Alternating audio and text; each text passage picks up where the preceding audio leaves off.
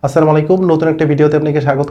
কথা বলবো বিপিএল এর দুর্বারা সেই টিমটাকে নিয়ে, এবং আমরা সবাই জানি যে দুর্বারা সেই টিমটাকে নিয়ে মানুষের মধ্যে যে পরিমাণ ট্রোলের শিকার হয়েছে এবং যে পরিমাণ সমালোচনা হয়েছে এই একটা টিম নিয়ে, সেই সমালোচনার জবাবটা কিন্তু ফ্রান্সাইজি মালিকরা এখন দেওয়া শুরু করে দিয়েছেন। এবং মোটামুটি বলতে গেলে গত কয়েকটা দিন যাবৎ বিপিএল এর যে 7টা টিম আছে এর মধ্যে সবচাইতে আলোচিত টিম ছিল দুর্বারা সেই। এবং দুর্বারা সেই কেন এত বেশি আলোচিত ছিল এবং সেই সাথে কেন এত বেশি সমালোচনা করা হয়েছে, এবং তাদের দলে এখন বর্তমানে নতুন করে একজন পেস বোলারকে তারা চুক্তিবদ্ধ করেছেন, এবং সেই ঘোষণাটা খুব সম্ভবত আজকে অথবা কালকের মধ্যে আপনারা পেয়ে যাবেন।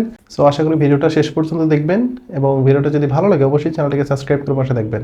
সো আমরা সবাই জানি যে গত 14 অক্টোবর বিপিএল এর ড্রাফট অনুষ্ঠিত হয়ে গেছে, এবং ড্রাফটের প্রায় 1.5 মাস পরে এখন এসে দুর্বারা সেই তাদের ঘুমটা ভেঙেছে। এবং দুর্বারা সেই টিমটাকে নিয়ে প্রচুর সমালোচনা হয়েছে একটা কারণেই, যে তাদের দলে মাত্র 2জন বিদেশি প্লেয়ারকে নেওয়া হয়েছিল, এবং 2জন বিদেশি প্লেয়ারের যে মান সেটা অনেক কম, এবং আমাদের ঘরোয়া ক্রিকেট যারা খেলে তাদের থেকে অনেক লো। সো এরকম একটা সিলেকশনকে আসলে সবাই সমালোচনা করবে, এটা একটা স্বাভাবিক ব্যাপার ছিল। কিন্তু মজার ব্যাপার হচ্ছে দুর্বারা সেই সমালোচনাগুলোকে কান না দিয়ে তারা নতুন করে প্লেয়ার খোঁজার চেষ্টা করে, এবং শেষ পর্যন্ত তারা কয়েকজন প্লেয়ারকে পেয়েছে।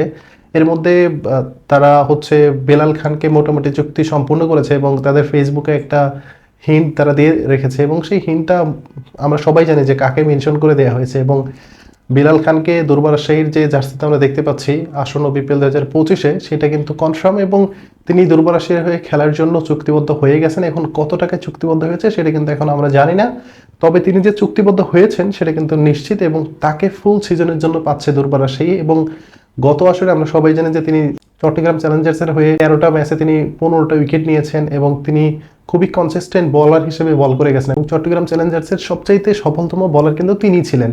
সো এরকম একটা বলারকে দুর্বার শাহীর জার্সিতে পাওয়া, এটা আসলে দুর্বার শাহী ফ্যানদের জন্য অনেক বড় একটা পাওয়া। এবং সেই সাথে দুর্বার শাহীর যে পেস লাইন অ্যাটাকটা, সেইটা এখন যেটা আছে রাইট নাও যেটা আছে, তাদের পেস অ্যাটাকের মেইন ম্যান হচ্ছে তাসকিন আহমেদ, এবং এরপরে হচ্ছে শফিউল ইসলাম বা মহর্ষেক অন্তর, লাইরুস সামারকন, এই চারটার সাথে যদি আপনারা বিলাল খানকে অ্যাড করেন তাহলে মোটামুটি একটা ভারসাম্য আসবে। কারণ আমরা সবাই জানি যে বিলাল খান, তাসকিন আহমেদ, শফিউল ইসলাম তারা নিয়মিত একাদশে খেলবেন, এটা মোটামুটি নিশ্চিত করে বলা যেতে পারে। এর সাথে যদি বিদেশি কোনো পেস বোলিং অলরাউন্ডারকে তারা নিতে পারে এরপরে, তাহলে কিন্তু সেটা আরও অনেক বেশি বেটার হবে। বাট যদিও তারা এখন পর্যন্ত খোঁজের উপরে আছে, মাঝখানে আমরা শুনতে পেয়েছিলাম যে মার্কাস স্টোনেসের সাথে কথা বলছে, যদিও তার হাইপটা অনেক বেশি ছিল, কিন্তু তিনি বিপিএলে খেলবে না এটা কিন্তু আমরা সবাই জানি, কারণ তার আইএল-টি20-তে একটা দলের সাথে চুক্তি আছে, সেই সাথে তার এসএ-টি20-তেও একটা দলের সাথে চুক্তি আছে। এর আগে তাকে বিগ ব্যাশে মেলবোর্ন স্টারের জার্সিতেও আমরা দেখতে পারবো।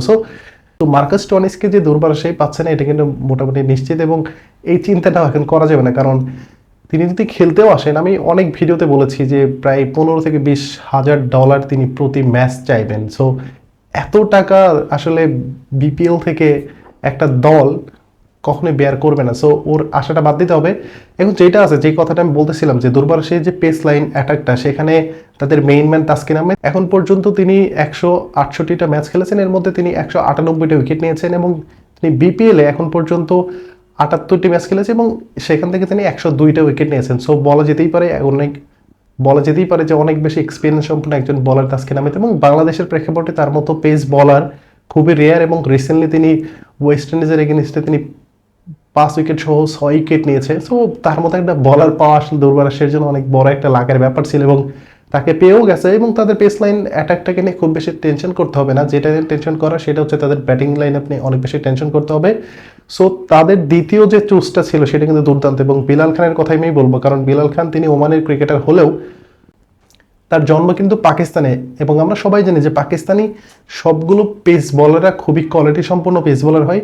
সো তাকে নিয়ে আমাদের কোনো সংশয় থাকার কোনো কথাই নেই, এবং তিনি গত বিপিএলে যে পারফরমেন্স করেছেন তাতে করে আমরা বলতেই পারি যে দুর্বার শাহীর পেস লাইন অ্যাটাক কিন্তু অনেক ভালো। এবং অন্য অনেক দল আছে যেখানে আপনি দেখতে পাবেন যে এত ভালো পেস লাইন অ্যাটাক আপনি পাবেন না, সেখানে আপনি দুর্বার শাহীতে এত ভালো একটা পেস লাইন পাচ্ছেন। সেই সাথে আপনি শফিউল ইসলামের খেলা যারা আগে দেখেছেন, বা আমরা যারা শফিউল ইসলামের প্রাইম টাইমটা দেখেছি, আমরা সবাই এক মতে এবং একভাবে বিশ্বাস করতাম যে বাংলাদেশের মধ্যে সবচাইতে ভালো কোনো কনসিস্টেন্ট পারফর্মার কোনো বলার থাকলে সেটা শফিউল ইসলাম, কারণ তখনকার সময় একমাত্র তিনি দুই দিকে সুইং করাতে পারতেন। এবং আমরা সবাই দেখেছি যে ইন্ডিয়ার এগেনিস্টে যতবার খেলা হয়েছে, যখন শফিউল ইসলাম ডেবিউ করেছে তারপর থেকে প্রত্যেকটা বার রোহিত শর্মা বা বলেন বা বড় বড় ব্যাটসম্যান বলেন তার কাছে কিন্তু কুপকাত হয়ে যেত, কিন্তু তার ক্যারিয়ারটা লম্বা করতে পারে নাই শুধুমাত্র তার ইনজুরির কারণে।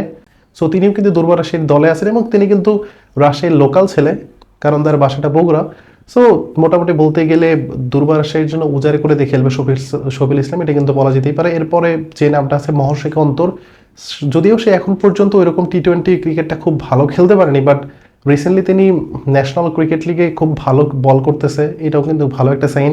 সেই সাথে লাহিরু সামারকোন, যদিও তাকে খুব একটা আমরা রেট করতেছি না, কিন্তু তার সামর্থ্য কিন্তু আছে যে কোনো সময় যে কোনো ম্যাচের মোড় ঘুরিয়ে দেয়। কারণ এরকম বলারদেরকে যখন আপনি মিডল ওভারে কাজে লাগাবেন সেটা কিন্তু দলের জন্য অনেক বেশি কাজে লাগবে। সেই সাথে তিনি যেহেতু ব্যাটটাও করতে পারে, এটাও কিন্তু দুর্বার রাজশাহীর জন্য প্লাস পয়েন্ট হয়ে কাজ করবে। সো ওভারঅল আমরা একটা জিনিসই বুঝতে পারলাম যে দুর্বার রাজশাহীর যে পেস লাইন অ্যাটাকটা সেটা মোটামুটি ভালো। আমি বলতে গেলে আমি যদি এই পেস লাইন অ্যাটাকটাকে রেট করতে যাই তাহলে 10-এর ভিতরে আমি 8 দিব। আপনারা কত দিবেন, আপনারা 10-এর ভিতরে কত দিবেন সেটা কিন্তু আপনি কমেন্ট বক্সে জানাতে পারেন যে 10-এর ভিতরে রাজশাহীর যে পেস লাইন অ্যাটাক সেটাকে আপনারা কত দিতে পারবেন। আমি 8 দিয়েছি একটা কারণে, কারণ তাদের 3টা বলার ভালো আছে, যেমন শফিউল ইসলাম, যেমন তাসকিন আহমেদ, বিলাল খান, শফিউল ইসলাম। এরপরে কিন্তু খুব একটা ভালো বলার কিন্তু নেই, যেমন মহর্ষিক অন্তর, তিনিও খুব একটা ভালো বল করতে পারেনি, বা লাহিরু সামারকোন, তিনি বিপিএল একটা মাত্র ম্যাচ খেলেছেন, এক ম্যাচে তিনি 4 ওভারে 44 রান দিয়েছেন, কোনো উইকেট এখনো পর্যন্ত পাননি। সো বাংলাদেশের মাটিতে কেমন করবে সেটাও কিন্তু একটা বড় প্রশ্ন। এখন যদি যেমনটা জস লিটেল, এখন পর্যন্ত তিনি কোনো দলের সাথে চুক্তিবদ্ধ নেই, তিনি আইএল টি-20 বলেন বা এসি টি-20 বলেন, কোনো দলের সাথে এখন পর্যন্ত তিনি চুক্তিবদ্ধ নেই, অথবা পাকিস্তানি কোনো বলার অথবা অন্য যে কোনো দেশের একটা বলারকে যদি দুর্বার রাজশাহী অ্যাড করতে পারে স্কোয়াডে, সেটা কিন্তু দুর্বার রাজশাহীর জন্য অনেক ভালো হবে। এবং সেটা যদি কোনো পেস বোলিং অলরাউন্ডার হয় সেটা কিন্তু আসলে দুর্দান্ত একটা চয়েস হবে।